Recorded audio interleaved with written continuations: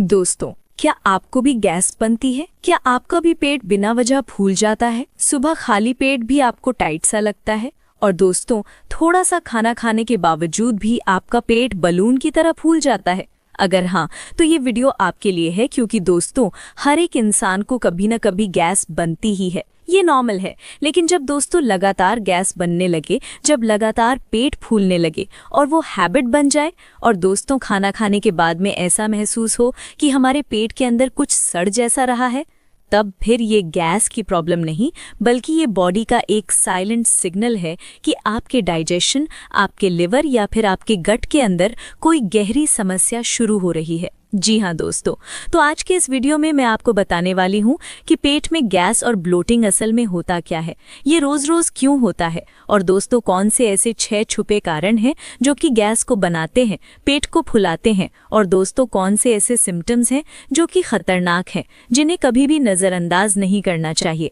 और दोस्तों इसके साथ में हम ये भी जानेंगे कि रोज़मर्रा की ज़िंदगी में हमें ऐसा क्या करना चाहिए ताकि कभी गैस ना बने, कभी पेट ना फूले, कभी डाइजेशन ना खराब हो।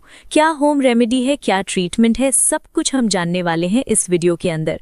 तो इस वीडियो को पूरा जरूर देखिए। तो दोस्तों सबसे पहले हम बात करते हैं कि पेट में गैस बनना और पेट फूलना होता क्या है। तो देखो, गैस बनना बॉडी का नॉर्मल प्रोसेस है। डाइजेशन के दौरान थोड़ी बहुत बॉडी गैस बनाती है, ये नॉर्मल है।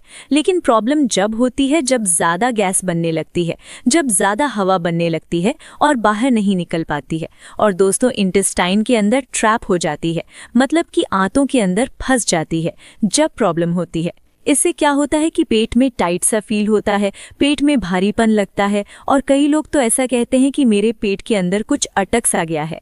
जी हाँ दोस्तों, इसको मेडिकल टर्म में excessive intestinal gas plus bloating कहा जाता है। तो अब आप ये सोच रहे होंगे कि यार ये तो सब ठीक है, लेकिन ये बताओ कि पेट में गैस क्यों बनती है, पेट फूलता क्यों है। तो देखो, इसके मैं आपको 6 ऐसे रीज़न बता रही हूँ जिसकी वजह से गैस लगातार बनी रहती है, जिन्हें आपको समझना ज़रूरी है। तो जो सबसे पहला रीज़न है दोस्तों, वो है स्लो डाइजेशन। जी हाँ दोस्तों, ये सबसे कॉमन कारण होता है, स्लो डाइजेशन। इसमें क्या है कि जब आप कोई भी फूड खाते हैं, जब आप कोई भी खाना खाते हैं, वो आपके पेट के अंदर जाता है और वो पेट के अंदर बहुत देर तक रुका रह जाता है। तब फिर वो फर्मेंट होने लगता है, और फर्मेंट होने की वजह से पेट में गैस बनती है और फिर पेट फूलता है। अब आप ये सोच रहे होंगे कि यार ये स्लो डाइजेशन क्यों होता है, इसकी क्या वजह है। तो देखो भाई, जब लेट नाइट डिनर किया जाता है, जब ऑयली फूड खाया जाता है या फिर ओवर ईटिंग की जाती है, तब फिर स्लो डाइजेशन होता है। इसके अलावा अगर किसी को हाइपो एसिडिटी हो जाती है, मतलब कि पेट के अंदर एसिड कम बनता है, जो तेज़ाब होता है वो कम बनता है, जो हाइड्रोक्लोरिक एसिड होता है जब वो कम बनता है, तब फिर स्लो डाइजेशन होने लगता है, जिसकी वजह से गैस बनने लगती है। अगर किसी को स्लो डाइजेशन होगा तो उसके सिम्टम्स क्या क्या होंगे, जैसे कि खाना खाने के बाद में पेट में भारीपन, डकारें आना, पेट का कसा कसा महसूस करना और गैस ट्रैपिंग। ये इसके कुछ सिम्टम्स होते हैं स्लो डाइजेशन के। तो ये पहला कारण था, स्लो डाइजेशन। जो हमारा दूसरा कारण है दोस्तों, वो है लिवर वीकनेस या फिर फैटी लिवर। जी हाँ दोस्तों, अगर किसी को फैटी लिवर हो जाएगा, किसी का लिवर वीक हो जाएगा, तब भी ये प्रॉब्लम होती है। क्योंकि दोस्तों आप जानते हैं कि जो लिवर है वो बाइल को बनाता है, और जो बाइल है ना, ये हमारे डाइजेशन को स्मूथ करता है। लेकिन अगर किसी को फैटी लिवर हो जाएगा या फिर लिवर वीक हो जाएगा, तो फिर बाइल कम बनेगा। जब बाइल कम बनेगा तो जो हमारा डाइजेशन है वो स्लो हो जाएगा, और पेट में गैस और पेट फूलने जैसी समस्याएं शुरू हो जाती हैं। इसीलिए कई लोगों में गैस, ब्लोटिंग लिवर डिजीज का पहला संकेत होता है। तो ये हमारा दूसरा कारण था। तीसरा हमारा कारण है दोस्तों गैस्ट्राइटिस या फिर एसिडिटी। जी हाँ दोस्तों, गैस्ट्राइटिस में क्या होता है कि जो हमारे पेट की अंदरूनी परत होती है, जिसको हम म्यूकोसल लेयर कहते हैं, उस म्यूकस लेयर में इन्फ्लेमेशन हो जाती है, वो इन्फ्लेम्ड हो जाती है, तो फिर गैस्ट्राइटिस हो जाता है। ठीक है। अच्छा, इसके सिम्टम्स क्या होंगे गैस्ट्राइटिस के, कि खाना खाते ही पेट फूलने लगना, ये सिम्टम्स होता है। बर्निंग सेंसेशन, मतलब कि पेट के अंदर जलन होना, ये भी सिम्टम्स होता है गैस्ट्राइटिस का। इसके अलावा मुंह में कड़वाहट सा लगना, ये भी गैस्ट्राइटिस का सिम्टम्स होता है। और कुछ लोग तो ऐसा भी कहते हैं कि मैंने पानी पिया और मुझे अचानक से गैस बन गई। ये भी ऐसा भी कुछ लोग कहते हैं, ऐसा भी होता है। ठीक है, अब आप ये सोच रहे होंगे कि यार ये गैस्ट्राइटिस या फिर एसिडिटी होती ही क्यों है। तो देखो, सॉल्टेड स्नैक लेने की वजह से होती है, एक्सेस अमाउंट्स में चाय लेना, कॉफ़ी लेना, खास करके खाली पेट ले लेना, इसकी वजह से होता है, या फिर मसालेदार खाना खाने की वजह से होता है। तो ये हमारा तीसरा कारण था। चौथा हमारा कारण है दोस्तों IBS। जी हाँ, IBS मतलब इरिटेबल बाउल सिंड्रोम। तो देखो, जो ये हमारा IBS है ना, IBS में आप इसको इस तरीके से समझो कि जो हमारा गट है, जो हमारा पेट है, इसका डायरेक्ट कनेक्शन हमारे ब्रेन से होता है। जब ज़्यादा आप टेंशन लेते हो, जब ज़्यादा आप स्ट्रेस लेते हो, तो फिर जो हमारा गट है वो भी स्ट्रेस को फील करता है, जिसकी वजह से हमारा डाइजेशन गड़बड़ा जाता है और फिर गैस बनने लगती है। अच्छा, जो IBS होता है ना, इसके 2 पैटर्न होते हैं। एक होता है IBS-C, एक होता है IBS-D। IBS-C मतलब कि कॉन्स्टिपेशन टाइप, मतलब कि इसमें कब्ज होती है। और जो IBS-D है, IBS-D मतलब कि डायरिया टाइप, मतलब कि इसमें डायरिया होने लगता है। जो आपका स्टूल है, जो टॉयलेट है, वो पतला होने लगता है। लेकिन दोस्तों, दोनों में कॉमन सिम्टम्स है कि पेट को ये फुलाने लगता है, गैस को बनाने लगता है। ठीक है, तो ये हमारा चौथा कारण था। पांचवा जो हमारा कारण है वो है कॉन्स्टिपेशन। जी हाँ, कॉन्स्टिपेशन सबसे इग्नोर किया जाने वाला एक कारण है। इसमें क्या होता है कि जो हमारा स्टूल है, जो हमारी टॉयलेट है, जब वो आंतों के अंदर जमा रहती है तो फिर उसमें जगह कम पड़ जाती है, स्पेस कम पड़ जाता है, जिस वजह से गैस अटक जाती है, जिसकी वजह से पेट फूलने लगता है। ये एक नॉर्मल प्रोसेस है। ठीक है, अच्छा, सिम्टम्स क्या होंगे अगर किसी को कॉन्स्टिपेशन होगा? तो सुबह सुबह जो है उसका पेट नहीं साफ होगा। ठीक है, उसका पेट में भारीपन रहेगा, इनकम्प्लीट इवैक्यूएशन होगा, ये सब इसके सिम्टम्स दिखाई देते हैं। तो ये हमारा 5वां कारण था। जो हमारा 6वां कारण है दोस्तों गैस बनने का, वो है फूड इंटॉलरेंस। जी हाँ दोस्तों, बहुत सारे ऐसे लोग होते हैं जिनको इंटॉलरेंस होता है चीज़ों से। उनको बहुत सारी ऐसी चीज़ें जो कि उनको हजम नहीं होती हैं, वो डाइजेस्ट नहीं कर पाते हैं। जैसे कि किसी को अगर लैक्टोज से इंटॉलरेंस होगा तो फिर वो दूध नहीं हजम कर पाएंगे। अगर वो दूध पिएंगे तो उनको गैस बनेगी, क्रैम्प्स होंगे, ब्लोटिंग होगी। इसी तरीके अगर किसी को ग्लूटेन से इंटॉलरेंस होगा तो फिर वो रोटी नहीं डाइजेस्ट कर पाएंगे, वो बिस्किट उनको नहीं सूट करेगा, उनके पेट में हैवीनेस होने लगेगी, गैस होने लगेगी। तो ये था इंटॉलरेंस, जो कि आजकल बहुत ज़्यादा कॉमन होता चला जा रहा है। ठीक है, तो दोस्तों ये हमारे 6 ऐसे कारण थे जिसकी वजह से पेट में गैस बनती है और पेट फूलता है। अब आप ये सोच रहे होंगे कि यार ये तो सब ठीक है, लेकिन ये बताओ कि बहुत से ऐसे साइन हैं जो कि ख़तरनाक माने जाते हैं। तो ऐसे कौन से साइन हैं जो ख़तरनाक होते हैं? तो देखो, ऐसे साइन मैं आपको बता रही हूँ जिनको आपको नज़रअंदाज नहीं करना है। अगर आपके साथ में ऐसा हो तो आपको डॉक्टर से मिलना है। तो सबसे पहला जो साइन होता है दोस्तों वो है गैस प्लस वेट लॉस। जी हाँ दोस्तों, अगर आपका वेट कम हो रहा है, साथ में आपका पेट फूल रहा है, इसका मतलब क्या है कि आपका डाइजेशन ठीक से न्यूट्रिएंट को अब्जॉर्ब नहीं कर रहा है। मतलब कि ये माल न्यूट्रिशन का ही संकेत देता है। तो आपको इसको नज़रअंदाज नहीं करना चाहिए। दूसरा जो साइन है दोस्तों वो है गैस प्लस राइट साइड में पेन होना। जी हाँ दोस्तों, जो ये सीधे हाथ की तरफ जो लिवर का एरिया होता है, यहाँ पे पेन होना।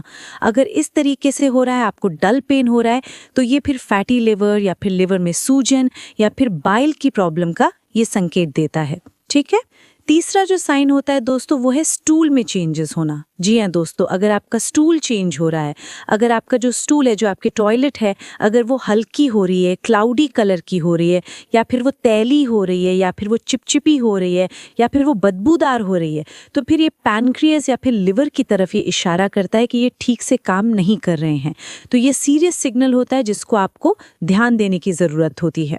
चौथा जो सिग्नल होता है दोस्तों वो है गैस प्लस सीने में जलन प्लस कड़वा स्वाद। जी हाँ दोस्तों, अगर आपको गैस बनती है, साथ में आपके सीने में जलन होती है और आपको टेस्ट बिटर लगता है, कड़वा लगता है, तो ये फिर क्रॉनिक गैस्ट्राइटिस की तरफ इशारा करता है, GERD की तरफ इशारा करता है, अल्सर की तरफ इशारा करता है। GERD क्या है? Gastroesophageal reflux disease. इसमें क्या होता है कि जो एसिड होता है वो ऊपर की तरफ आने लगता है। ठीक है, तो ये इसकी तरफ इशारा करता है। 5वां साइन है दोस्तों रात में पेट का फूलना। जी हाँ दोस्तों, ज़्यादातर जो गैस होती है वो रात के टाइम में सेटल हो जाती है, वो नॉर्मल हो जाती है। लेकिन अगर आपके साथ में ऐसा नहीं हो रहा है तो इसका मतलब ये है कि ये आईबीएस की तरफ इशारा कर सकता है, ये लिवर की तरफ इशारा कर सकता है, या फिर गट इम्बैलेंस की तरफ ये शक को ले जाता है। तो ये 5 ऐसे साइन हैं, 5 ऐसे सिग्नल हैं जिन्हें कभी भी आपको नज़रअंदाज नहीं करना चाहिए। ठीक है, अब मैं आपको बताती हूँ कि डेली आपको लाइफ में ऐसा क्या करना चाहिए जिसकी वजह से आपको कभी गैस ना बने और आपका पेट ना फूले। तो देखिए, इसके लिए आपको मैं 5 स्टेप बताती हूँ। हर स्टेप को आपको ध्यान से समझना है। तो जो सबसे पहला स्टेप है दोस्तों, इसमें आपको मॉर्निंग एम्प्टी स्टमक रूटीन को अपनाना है। इसमें हर दिन आपको गुनगुना पानी पीना है और 5 मिनट तक कम से कम पैदल चलना है। इससे जो आपका स्टमक है इसको क्विक स्टार्ट मिलेगा। बहुत सारे लोग ऐसे होते हैं जो कि खाली पेट चाय पीते हैं। नहीं पीना है, ये आपको नुकसान करता है। यहीं से गैस और एसिडिटी की जड़ होती है, यहीं से शुरुआत होती है। तो ये पहला स्टेप आपको अपनाना है। स्टेप नंबर 2 इसमें है कि दिन में क्या खाएं। तो देखिए, आप दलिया ले सकते हैं, आप मूंग दाल की खिचड़ी ले सकते हैं, आप कोकोनट वाटर ले सकते हैं। इसके अलावा आप जीरा अजवाइन वाटर ले सकते हैं जो कि गर्म पानी के साथ में लिया जाता है। इसके अलावा आप बटर मिल्क ले सकते हैं अगर आप लैक्टोज इंटॉलरेंट नहीं है तो। इसके अलावा दोस्तों आप पपीता भी ले सकते हैं क्योंकि पपीता के अंदर पपाइन पाया जाता है जो कि एक नेचुरल डाइजेस्टिव एंजाइम होता है। तो आप इस चीज़ को अपने डाइट में शामिल कर सकते हैं। तीसरे स्टेप में आपको बहुत सारी चीज़ें अवॉइड करनी है। तो क्या चीज़ें अवॉइड करनी है? जैसे आपको खाली पेट कॉफ़ी नहीं लेना है, खाली पेट चाय नहीं लेना है। इसके अलावा आपको सॉफ्ट ड्रिंक नहीं लेना है, मैदा से बनी हुई चीज़ें नहीं लेनी है। इसके अलावा डीप फ्राइड आइटम नहीं लेने हैं, जैसे कि समोसा हो गया, पकौड़ा हो गया, पकौड़ी हो गई। ये सब डीप फ्राइड आइटम आपको नहीं लेने हैं। इसके अलावा दोस्तों लेट नाइट डिनर नहीं करना है। बहुत सारे ऐसे लोग होते हैं 12 बजे, 1 बजे, 2 बजे खाते हैं। नहीं खाना है, ये आपके लिए नुकसानदेह है। इसके अलावा दोस्तों अल्कोहल नहीं लेना है क्योंकि दोस्तों जो अल्कोहल होता है ये लिवर के ऊपर स्ट्रेस डालता है और फिर बाइल कम निकलता है जिसकी वजह से गैस बनती है। तो अल्कोहल नहीं लेना है। ये हमारा तीसरा स्टेप था। चौथे स्टेप में क्या है कि खाने के बाद कुछ आदतें आपको तब्दील करनी है, जिसमें कि आपको खाने के बाद में कम से कम 20 मिनट तक चलना है। आपको अपने खाने को कम से कम 32 बार चबाना है। ठीक है, स्लो ईटिंग करना है। इसके अलावा दोस्तों आप अपनी प्लेट को 70% तक ही भरें, 100% तक ना भरें। बहुत सारे ऐसे लोग होते हैं जो कि पूरी प्लेट भर लेते हैं। नहीं, 70% तक भरें, 30% छोड़ दें। मतलब कि 2 रोटी की भूख रख के आप खाना खाएं। ठीक है, ये हमारा चौथा स्टेप था। 5वां स्टेप है दोस्तों जिसमें कि मैं आपको कुछ होम रेमेडी बता रही हूँ। इसको आपको ज़रूरत पड़ने पे लेना है। जैसे कि अगर आपको गैस वगैरह बने तो आप अजवाइन वाटर ले सकते हैं, क्योंकि दोस्तों जो अजवाइन होता है, जो कैरम सीड होता है, इसके अंदर थाइमोल होता है जो कि एक एंटी गैस के रूप में काम करता है। तो आप इसको ले सकते हैं। इसके अलावा दोस्तों आप हींग वाटर ले सकते हैं, क्योंकि दोस्तों जो हींग वाटर होता है इसके अंदर एंटी स्पैस्मोडिक प्रॉपर्टी पाई जाती है जो कि ट्रैप्ड गैस को रिलीज करने में मदद करती है। ठीक है, और तीसरी चीज़ दोस्तों आप गुलकंद ले सकते हैं। गुलकंद क्या करता है कि जो आपके पेट के अंदर हीट होती है, जो एसिडिटी होती है, उसको ये कूल करने में मदद करती है। तो ये हमारी 5 ऐसी चीज़ें हैं जिसको आप फॉलो करके अपने गैस को कंट्रोल में कर सकते हैं। दोस्तों अब हम बात करते हैं कि आपको डॉक्टर को कब दिखाना चाहिए। तो देखिए, अगर आपको 2-3 महीने लगातार ब्लोटिंग हो रही है तो आपको डॉक्टर से मिलना चाहिए। अगर आपका वज़न लगातार कम हो रहा है, अगर आपको भूख नहीं लग रही, अगर आपका स्टूल का रंग चेंज हो रहा है, स्टूल का रंग बदल रहा है, तो भी आपको डॉक्टर से मिलना चाहिए। अगर आपके राइट साइड में सीधे हाथ की तरफ में जहाँ पे लिवर होता है, यहाँ पे अगर आपको पेन होता है, डल पेन होता है, तब फिर आपको डॉक्टर से मिलना चाहिए। इसके अलावा दोस्तों अगर आपकी उम्र 40 साल से ज़्यादा है और आपको अचानक से पेट में ब्लोटिंग होने लगी है, तब फिर आपको डॉक्टर से मिलना चाहिए। तो दोस्तों पेट की तकलीफ, गैस, ब्लोटिंग और लिवर की प्रॉब्लम ये एक ऐसी चीज़ें हैं जो कि ज़्यादातर लोग बताते नहीं हैं, बस चुपचाप सहते रहते हैं, झेलते रहते हैं। तो अगर ये जानकारी आपको पसंद आई है तो प्लीज़ वीडियो को लाइक कीजिए ताकि मुझे पता चले कि मैं सही दिशा पे काम कर रही हूँ। और अगर आपके घर में, आपके फैमिली में, आपके दोस्तों में किसी को भी पेट से रिलेटेड या फिर लिवर की दिक्कत है तो इस वीडियो को उनको ज़रूर शेयर कर देना। शायद आपका एक छोटा सा शेयर किसी की जिंदगी में एक बड़ा बदलाव ला दे। अल्लाह आप सबको लोहे जैसी सेहत, अमर ताकत और खुशहाल लंबी उम्र दे। खुदा आपका हामी और नासिर हो। मिलते हैं अगली वीडियो में, तब तक शरीर से प्यार कीजिए। Take care.